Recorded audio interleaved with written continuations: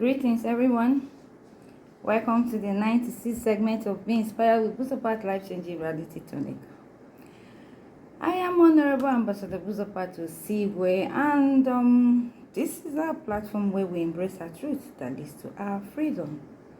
Like always, we come out here to say the truth that we know according to how we know it, And today on this segment, we will be talking on the topic IGBOS and no man's land WAHALA.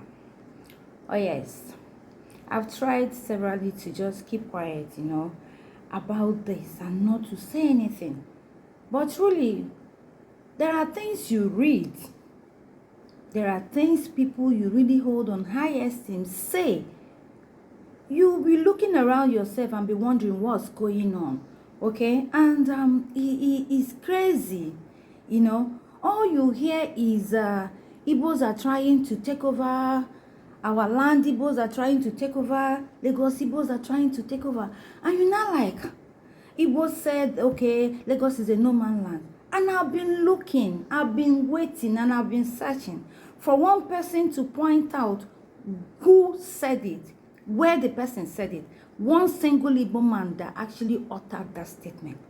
Up till now, both the high, the mighty, the low, the nothing, nobody could say, oh, I was there, this Igbo man said this, and okay, that is it. No. So you find out that it's just a propaganda, a divisive politics of acrimony.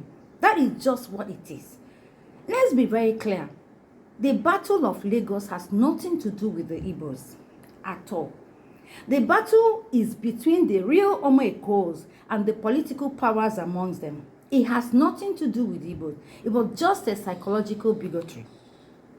To actually say it so that people can come out. Exactly. I'm yet to meet or see an Igbo man who wants to be buried in a Yaba cemetery, Ikoyi cemetery, Akpan cemetery. I really want to see that person because they all want to go home.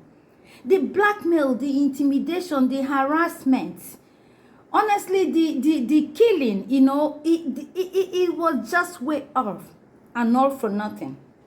No Igbo man ran for governorship election in Lagos. GRV, the Yoruba man, Jadon is a Yoruba man, Sawolu is a Yoruba man. The most annoying and heartbreaking of it all, and abominable if you ask me, is you denying your own son, okay, because the mother is from another tribe. Excuse me? The governor of Osun State, his mother is an Igbo person. Tinubu's son, Sheyi, is married to an Igbo person. Panika Yode, the sons he has, was given birth to by an Igbo person. Name them. Desmond Elliot, the mother is Igbo. Koskari is our own. The first son is married to a Yoruba person. How many? I can name more than, as in me as I am here, not knowing so many, but I could name hundreds of people who are married to Igbos and Igbos that are married to Yorubas. We're not talking about Peter Okoye that is married to Yoruba. We're not talking about Davido that is married. We're not talking about married to an Igbo. We're not talking about AY that is married to an Igbo person. We're not even talking about those people. And these are people who were having peace, mutual coexistence, tolerance, inclusiveness, mutual respect. They have this going. They had no problem amongst themselves. Igbos are living right and living okay and respecting the rules and everything in there. Where did this come up from? So though these actions are laughable, but they are very insulting. Believe me. Because for me, if you ask me, it is when people cannot compete on competence. Competence, character, capacity, compassion, and confidence.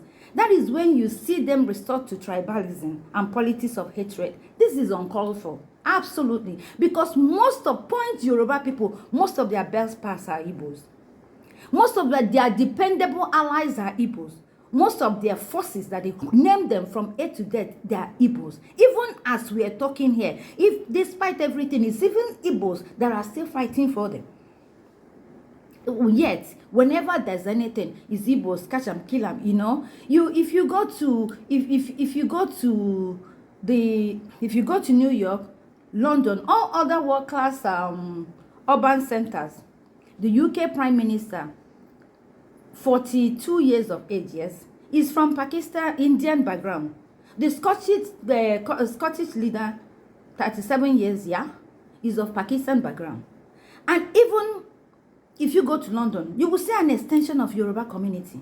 Oh yes, they vote, they are eligible, they hold down positions, they do everything, they enjoy everything in another person's country. Not because you have any ancestral root, not because you've been paying tax, just because you walk into that country and you give birth there, your child automatically becomes a citizen and is enjoying every benefit. These are people who have been there. They are more exposed. They enjoy other people's this thing. Half of all their people are all outside the country. The same way they are accusing other people of coming to their own, they are everywhere as well. But what happens? They all have fun. They all do this and nobody is complaining. And you know what? Is this rascality that Nigerian people are tired of? Is this system, this thing that people are saying, we don't want this, we want to be fine. And yet people are not understanding it.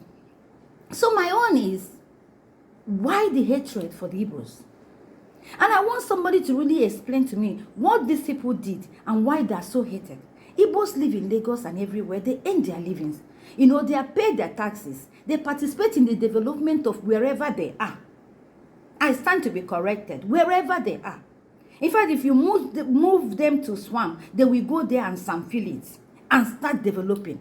They are the ones that are true Nigeria. They are the ones that are everywhere. People may not have come to our tribe to go and buy houses, but the Igbos don't mind. They buy land anywhere they find themselves. They are the ones practicing what is called one Nigeria. It is in them. They are the ones doing it. You know, and then the hate was just off limits. And it came from both the educated, both the, both the illiterate, both the intelligent people, both the academic degrees people with no sense. I don't even understand. It came from people that could shock you. The utterances were hot and raw. And you're wondering, friends automatically became enemies. All of us that are here, I can't even understand. I've done, my NGO have done more than 870-something secondary schools in different local governments in Lagos. It was only once that I had to do that weekend in Anambra State. All were done here. More than how many events I could think of. Is it the charity boy? It was only 3 times I went to. It's everything here. Most of the Igbos all do everything here and they're the one benefiting from what every other person does. But when the chiefs are down, everybody becomes enemy. You can't even come out again. You will be scared of your life. What's going on? Why are we like this? But one thing I know is that if there's anyone playing politics of tribal cards in politics, that person doesn't have the good of Nigeria at heart. Believe me. What is going on? Someone said to me, why won't Igbos go home and develop their place? And I said, do you really understand what metropolitan cities means? Have you been to Onitsha? Have you been to Kano? Lagos? And so on. Every tribe lives there. Every tribe lives there and they function well. And they vote and they intermarry. They do everything together. And we've never had such thing. Tell me, I want them to tell me, they don't migrate, they live everywhere. If you come to our place, you even find more outside. In fact, Igbos even trust them. All securities, everything. They even trust them more than they trust their own. But yes, so what is the discrimination all about? Igbos are not minority in this country. They have equal rights. How can you be enjoying benefits in another person's place and you deny your own? And again, you deny your son. Ever since Peter Obi came up in a ballot box, he became obedient. But I want to tell people something. Obedient are not just Igbos, There are people who are just tired. There are Nigerians who are tired of empty promises from previous leaders. There are Nigerians who are just tired of the killing, the kidnapping, the fighting, everything. They are just tired of it. They are just tired of every 4-year thing the politicians will come up with, this segregation, this tribal, this thing, and war everywhere, hatred everywhere. They are just tired of it. They are just tired. There are people who just feel, okay, enough. That we are just drifting from these two abysses. And they don't want, and you find these people, both in Yoruba, both in the north, both in the south, everywhere. Even if we want to think about it, how many people supported Peter Obi first? Our own governor was even the first to rubbish him everywhere. Is it not his brother? No, nobody is saying that one. But when they come out, no Igbo person was on a ballot box, yet it was like this. Go home, go home, go to where? Where is the home? Where is the home? We say we're one, you know. So I don't even understand. But this election, if there's something it has done, intermarrying may have a problem. Because this election made us believe that children belong to their mother and not to their father. So if you marry to a Yoruba person, eventually your son and children will never be Yoruba enough. And you know what? Like I mentioned, so many of them are all married to you, but what goes around comes around. That's the thing. People don't understand that posterity is that history will record. One day it may not be this person, it may be your own children, and they will tell them, they will make references and tell your son too that that person cannot do anything because their own mother too is Igbo. And then you will now say, I pity the children that are being given birth to in this bigotry atmosphere and environment because it's crazy what's going on. And many were like, okay, you want Igbos to go? Now tell me what the past leaders have done that will make Igbos not want to go. Where is the seaport? Where is the consulate, you know? Where is, international airport? Can you give Igbos international airport that will make them bypass Lagos, bypass Abuja, and fly to any country they want to and watch what happens? Do a seaport that will make their containers batting on each other and see what happens. Where? You accuse them, you mock them of not being cosmopolitan. How can they be? Where are the enabling environments? But the truth is that, it is not late, my people. The impunities are much. The hatred are too much. And it's not going to stop because there's nothing wrong between the Yorubas and Igbos. They are living, they are friendly, they are at peace. But this game will always come up every 4 years. It will always come up. So now it's time to actually borrow yourself some sense and think about it. Rewire. We need to rewire our head and check what's going forward, what's going to happen. Because you know what?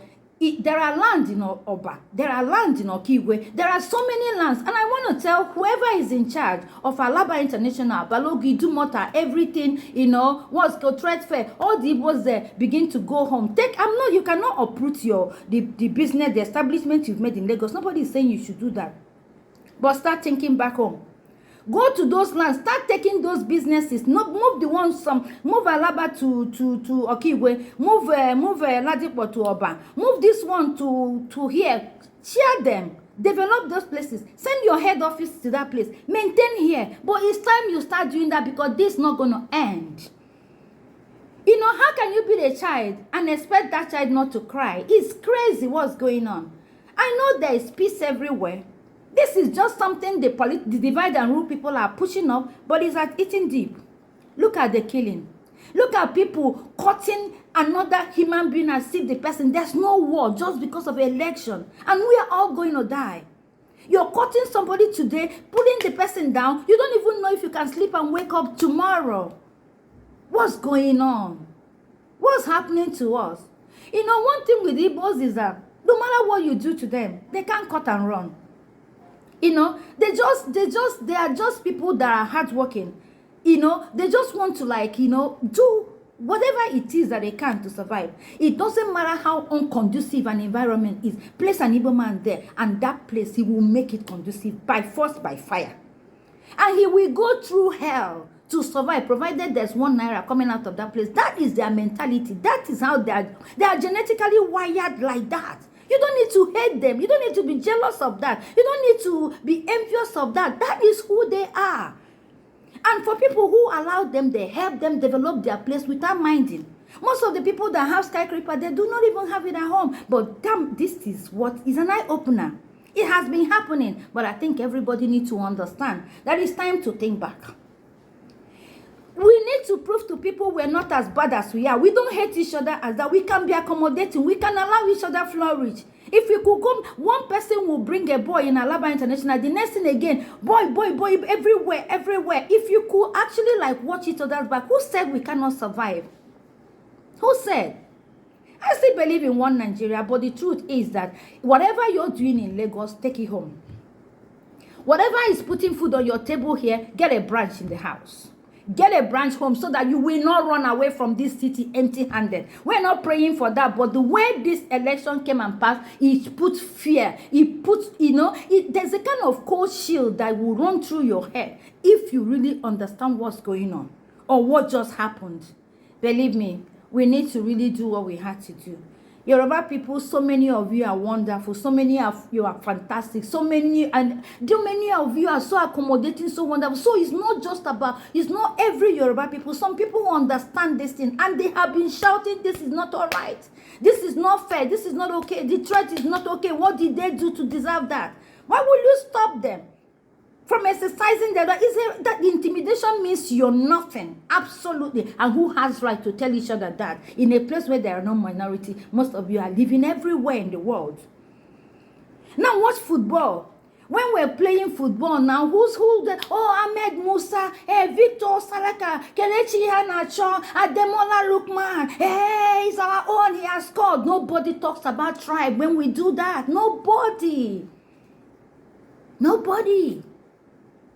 But once he enters politics, oh no, this one, and they just brainwash some set of people. Why won't you make those set of people become graduates and become useful so that we can have a peaceful coexistence and live in peace? I don't know what else to say, but to my people, I hope you heard. Whatever you have here, branch home. If you go to Newi, people travel from here to go to Newi to go and buy battery, to go and buy all those things because the Betoza headquarters are there. Because carries them are there. Most of them, people travel from Lagos to go to Aba to carry materials because they are there. So if you go home, if you open up your businesses in all these places, people will travel from here to come to you. Watch me. That's the message for us today. May God bless us. We that are here and have so many wonderful Yoruba friends. Kudos to those that understand. And change to those who don't understand. We are not fighting for anything. No Igbo wants to take over Lagos. They really do not have that time. They are bulldozers. They don't. The fight is between you and you alone. So please, stop killing Igbo people. Stop maiming them. Stop hating them because they didn't do anything. God bless you. See you next week, Wednesday. Bye.